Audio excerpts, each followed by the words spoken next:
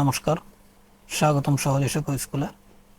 আজ তোমাদের সামনে নিয়ে হাজির হলাম তৃতীয় শ্রেণীর দ্বিতীয় প্রান্তিক মূল্যায়ন 2026-এর বাংলা নমুনা প্রশ্নপত্র, যাতে অভিভাবক ও শিক্ষার্থীরা প্রশ্নের ধারণা পেতে পারে এবং ভিডিওটি শেষ পর্যন্ত দেখলে সহজে পরীক্ষার জন্য একটি গোছালো প্রস্তুতি নিতে পারবে। এই ভিডিওতে প্রশ্নপত্র তো থাকছেই, সাথে থাকছে এর সমাধান। তো চলো দেরি না করে আমরা শুরু করি।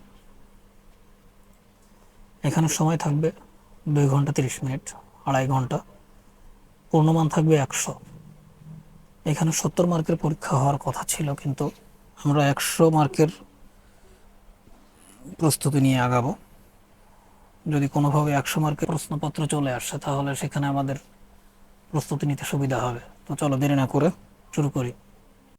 এক দাগে আছে কবির নাম সহ আমাদের গ্রাম কবিতাটির প্রথম 8 লাইন লেখো। এটিতে থাকছে 10 মার্ক। আমাদের গ্রাম বন্দে আলী মিয়া। আমাদের ছোট গায়ে ছোট ছোট ঘর, থাকি সেতা সবে মিলে নাহি কেহ পর।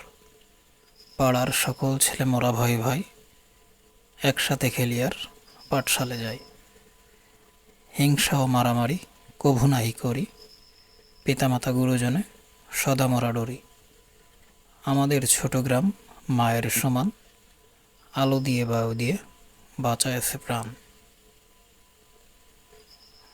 2 দাগে নিচের ছোট প্রশ্নগুলোর উত্তর দাও, যে কোনো 5টি। প্রতিটিতে 2 মার্ক করে, 5টি প্রশ্ন 10 মার্ক। ক, রাখাল ছেলে মাঠে কি করে? রাখাল ছেলে মাঠে গরু চড়ায় এবং মনের আনন্দে বাঁশি বাজায়। খ, নদীমাতৃক দেশ বলতে কি বোঝায়? আমাদের বাংলাদেশে জালের মতো অসংখ্য নদী ছড়িয়ে ছিটিয়ে রয়েছে। চারিদিকে নদী আর নদী থাকার কারণে বাংলাদেশকে নদীমাতৃক দেশ বলা হয়। গ, পিঁপড়ে ও ঘুঘুর গল্প থেকে কি শিক্ষা পাওয়া যায়? পিঁপড়ে ও ঘুঘুর গল্প থেকে আমরা শিখি যে বিপদে একে অপরকে সাহায্য করলে নিজেরও উপকার হয়, তাই উপকারীর উপকার করা উচিত। ঘ, কত তারিখে রাষ্ট্রভাষা দিবস পালন করা হয়?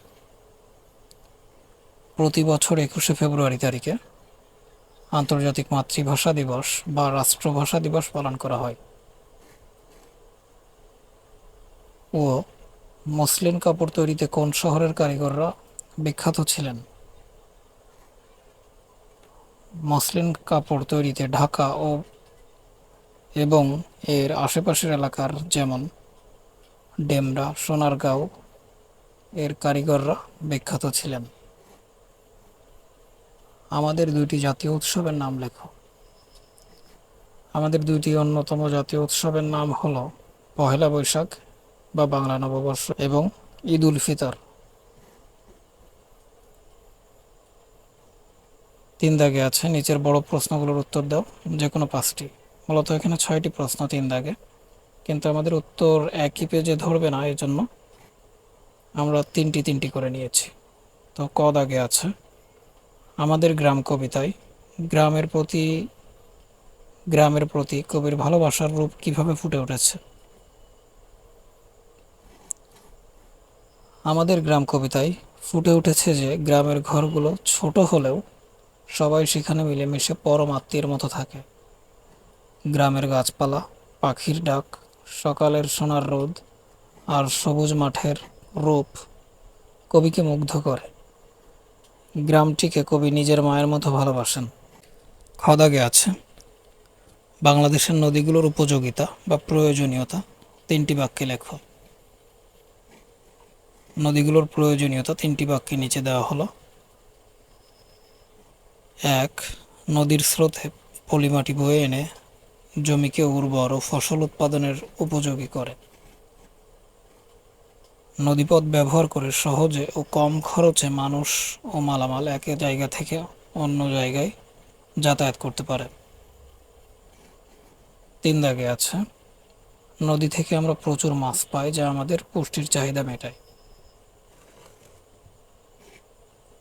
গ দাগ, 1952 সালের 21শে ফেব্রুয়ারিতে কি ঘটেছিল তা সংক্ষেপে লেখো।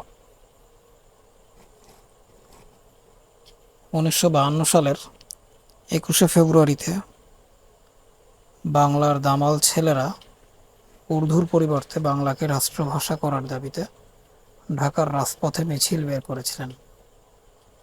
পাকিস্তানি পুলিশ সেই মিছিলে গুলি চালালে রফিক, সালাম, বরকত, জব্বার সহ অনেকে শহীদ হন। ঘ দাগে আছে ঢাকায় মসলিন কাপড় কেন এত বিখ্যাত ও অনন্য ছিল। ঢাকায় মসলিন কাপড় অত্যন্ত সূক্ষ্ম ও হালকা নরম সুতি কাপড় ছিল। এটি কারিগররা এত মিহি সুতা দিয়ে বুনতেন যে কয়েক গজ লম্বা একটি আস্ত মসলিন শাড়ি একটি ছোট আংটির ভিতর দিয়ে অনায়াসে গলিয়ে নেওয়া যেত। এই অবিশ্বাস্য সূক্ষ্মতার জন্য এটি বিশ্বজুড়ে বিখ্যাত ছিল। ও দাগে আছে আজিকার শিশু কবিতায় শিশুদের ভবিষ্যৎ দায়িত্ব সম্পর্কে কি বলা হয়েছে। আজিকার শিশু কবিতায় বলা হয়েছে আজকের শিশুরাই আগামী দিনের ভবিষ্যৎ। তারা বড় হয়ে দুঃখ দারিদ্র্য দূর করবে, অন্যায়ের বিরুদ্ধে দাঁড়াবে এবং পৃথিবীতে শান্তি ও সমৃদ্ধি বয়ে নিয়ে আসবে। চ দাগে আছে আমাদের দেশে কিভাবে বিভিন্ন ধর্মীয় উৎসব উদযাপিত হয়। আমাদের দেশে সব ধর্মের মানুষ আনন্দের সাথে উৎসব পালন করে। মুসলমানরা 2 ঈদ, হিন্দুরা দুর্গাপূজা, বৌদ্ধরা বৌদ্ধ পূর্ণিমা এবং খ্রিস্টানরা বড়দিন উদযাপন করে। উৎসবের দিনে সবাই নতুন পোশাক পরে, মিষ্টি ও সুস্বাদু খাবার খায় এবং একে অপরের বাড়ি বেড়াতে যায়। 4 দাগে আছে নিচের শব্দগুলোর অর্থ লেখো। জলধি, সমুদ্র বা সাগর। মসলিন, অত্যন্ত সূক্ষ্ম ও প্রাচীন এক প্রকার বিখ্যাত সুতি কাপড়। উৎসব, আনন্দের অনুষ্ঠান বা মেলা। শহীদ, যিনি ভালো কাজের বা দেশের জন্য জীবন উৎসর্গ করেন। কারিগর, যিনি হাত দিয়ে কোনো শিল্প বা জিনিস তৈরি করেন।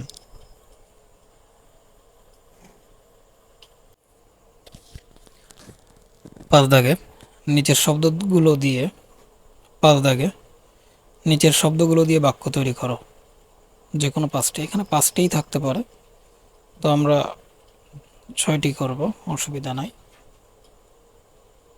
রাখাল, রাখাল গাছতলায় বসে বাঁশি বাজাচ্ছে। জোয়ার, বর্ষাকালে নদীতে জোয়ারের পানি বাড়ে। সুতা, মসলিন কাপড় বোনার জন্য খুব মিহি সুতা লাগতো। আন্দোলন, 1952 সালে ভাষার জন্য ছাত্ররা আন্দোলন করেছিলেন। মিষ্টি, আমাদের উৎসবের দিনে মা মিষ্টি তৈরি করেন। প্রভাত, প্রভাত বেলায় সূর্য পূর্ব আকাশে উদিত হয়। এখানে 6 দাগে আছে উপযুক্ত শব্দ দিয়ে শূন্য স্থান পূরণ করো। ক, আমাদের গ্রামে সকালে সূর্য উঠলে ড্যাশ আলো ছড়ায়। আমাদের গ্রামে সকালে সূর্য উঠলে সোনার আলো ছড়ায়। খ, বাংলাদেশে জালের মতো ছড়িয়ে আছে অসংখ্য ড্যাশ। বাংলাদেশে জালের মতো ছড়িয়ে আছে অসংখ্য নদী। গ, 21শে ফেব্রুয়ারি আমরা ড্যাশ স্মরণে খালি পায়ে হাঁটি। 21শে ফেব্রুয়ারি আমরা ভাষা শহীদদের স্মরণে খালি পায়ে হাঁটি। ঘ, মসলিন কাপড় এত সূক্ষ্ম ছিল যে তা ড্যাশের ভিতর দিয়ে গলানো যেত। মসলিন কাপড় এত সূক্ষ্ম ছিল যে তা একটি আংটির ভিতর দিয়ে গলানো যেত। ও, ছোট পিঁপড়েটি নদীর পানিতে ড্যাশ যাচ্ছিল। ছোট পিঁপড়েটি নদীর পানিতে ভেসে যাচ্ছিল। 7 দাগে আছে সঠিক উত্তরটি বাছাই করে লেখো। এখানে অপশন দেওয়া আছে, সেগুলো বাছাই করে সঠিক উত্তরটি লিখতে হবে। তো ক দাগে আছে রাখাল ছেলে মাঠে কি বাজায়?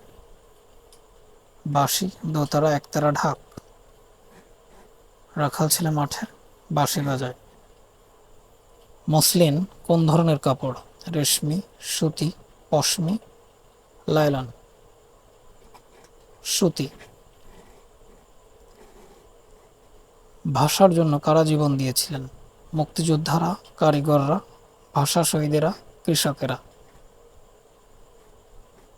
ভাষা শহীদেরা। নদীর ঘাটে কি বাধা থাকে? বাস, ট্রেন, নৌকা, রিক্সা। নৌকা। ঘুঘু পাখিটি পিঁপড়েকে বাঁচাতে কি ফেলেছিল? ফল, পাতা, ডাল, ফুল। পাতা। 8 দাগে নিচে দেওয়া অনুচ্ছেদ 8 দাগে নিচে দেওয়া অনুচ্ছেদটিতে সঠিক জায়গায় বিরাম চিহ্ন বসাও। বিরাম চিহ্ন বসাতে হবে, মানে দাড়ি, জিজ্ঞাসাবোধক চিহ্ন, বিস্ময়বোধক চিহ্ন, এগুলো।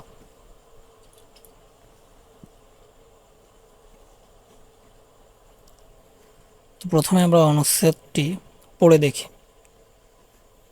ঢাকা শহরের পাশ দিয়ে বয়ে গেছে বুড়িগঙ্গা নদী। তুমি কি জানো প্রাচীনকালে এই নদীর তীরেই গড়ে উঠেছিল বিখ্যাত মসলিন শিল্প? কারিগরেরা দিনরাত পরিশ্রম করে কাপড় বুনতেন। আহা, কত সুন্দর ছিল সেই কাপড়! তো আমরা পড়ার ভাব বুঝেই বুঝতে পেরেছি কোথায় কি বিরাম চিহ্ন পড়বে। তো দেখে নেওয়া যাক। ঢাকা শহরের পাশ দিয়ে বয়ে গেছে বুড়িগঙ্গা নদী, এখানে দাড়ি। তুমি কি জানো প্রশ্নবোধক চিহ্ন।